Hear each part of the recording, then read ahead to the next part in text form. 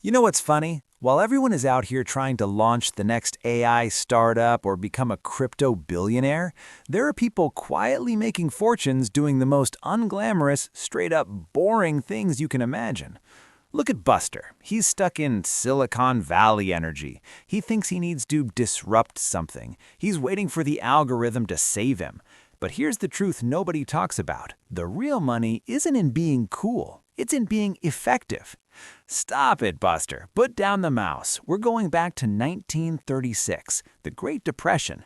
People were starving, yet this guy, F.C. Minaker, found 1,000 ways people were printing money. I know, you're thinking, a book from 1936? Really? That's your big secret? Stay with me, because while you're losing your shirt on moon coins, the people in this book were building empires out of trash, tomatoes, and candy. Is it sexy? Absolutely not. Will your friends be impressed at parties? Probably not. But you know what is impressive? Making 6 figures while literally everyone else is broke. Let's jump in with something so boring it might put you to sleep. Tomato juice. Meet Mrs. Sneed. Her husband is jobless. They're broke. Does she start a podcast? No. She looks at a case of tomatoes and decides to make morning glory juice. Buster Ear is trying to sell his brain sludge to everyone. He's failing. Mrs. Sneed was smarter. She didn't sell to the masses, she targeted the snobs. She went straight to the socialites, the people with actual money. Once the rich people drank it, everyone else wanted it. She got her juice on the railroad dining cars. She didn't wait for a viral moment. She just forced her product into the hands of people who could pay. Number 2. This one is about ego. Buster is making a product he thinks is cool. Otto Schnering did the same thing in 1916. He tried to be an artist with his candy. He failed. Then the light bulb went off. He realized nobody cares about your art, Otto. They just want sugar. He combined the 3 things people already loved: chocolate, caramel, and peanuts. He called it Baby Ruth. He priced it cheap and sold it everywhere. He stopped trying to be a genius and started giving people what they were already buying. You struggle to sell high-ticket items because you let people tell you, I can't afford it. George Conrad sold expensive slicing machines. When a butcher told him, I can't afford that, George didn't argue. He played a mind game. He said, I have a cheap one. How much cash do you have right now? The guy says $10. George says sold. The down payment is $7.50. The machine wasn't cheap. George just lowered the barrier to entry. He let the customer think he won while George walked away with the sale. It's psychological jujitsu. William Werner wanted to make a grand. He sold trees, but here's the thing. Nobody wants to buy a tree. A tree is work. Werner sold the result. He pointed to ugly brick walls and said, imagine that covered in beautiful ivy. He didn't sell the seeds. He sold the shade, the status, and the beauty. Stop selling the thing, Buster. Sell what the thing does.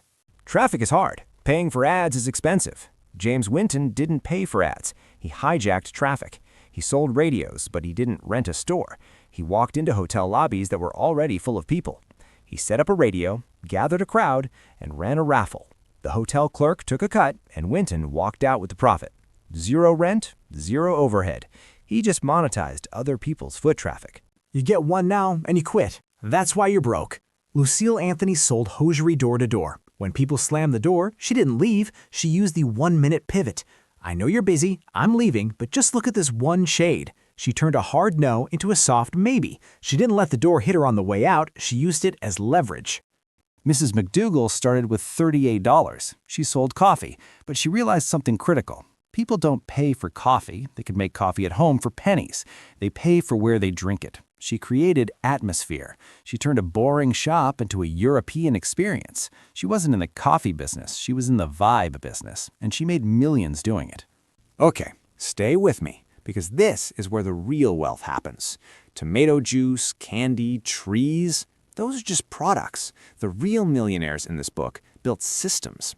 Look at J.C. Penney. He didn't just want to sell jeans. He wanted to clone himself. He trained a manager, then sent that manager to open a new store.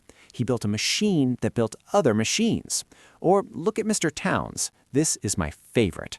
This guy bought the ashes from dentists' offices, literally buying trash. Why? Because dentists file gold teeth. The gold is in the dust. He extracted the gold and made a fortune. He saw value where everyone else saw garbage. That is the definition of an entrepreneur. Here's the thing everyone misses. Boring is beautiful. Boring is predictable. Buster, the modern world wants you to be a gambler. It wants you to bet on the next coin, the next trend, the next viral dance. But these people, they built real, actual, consistent money. The question isn't whether these businesses work. They do. The question is, do you have the operating system to run them? If you want the modern blueprint, I wrote it. It's called the Fastlane Escape Protocol AI Edition. This is the step-by-step tactical guide to breaking the 5-for-2 trade. Slaving away for 5 days just to enjoy 2. We're taking these 1936 principles and injecting them with the AI revolution. No fluff, pure execution. It costs $9.99. That's less than the overpriced latte you're drinking right now. And if you're completely broke, I still got you. I compiled the 100 books that deprogrammed me from the system. This is the software of the elite. It's the reading list that changes how you see the matrix, and you can download it for free right now. Link in the description. Finally, if you want more truth and less hype, smash that subscribe button.